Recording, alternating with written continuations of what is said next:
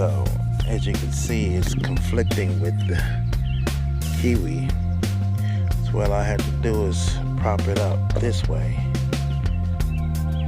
so it'll go up straight like this, attract the bees and other pollinators.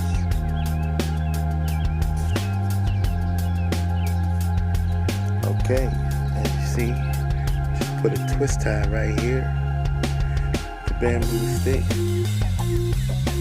and that gets it away from the kiwi over here. Here is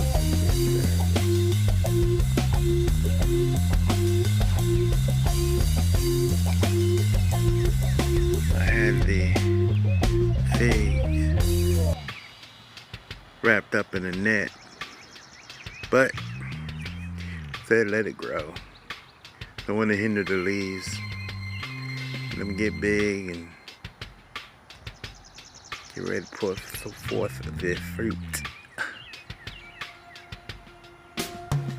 Okay, this asparagus looking good right here, and the asparagus over here.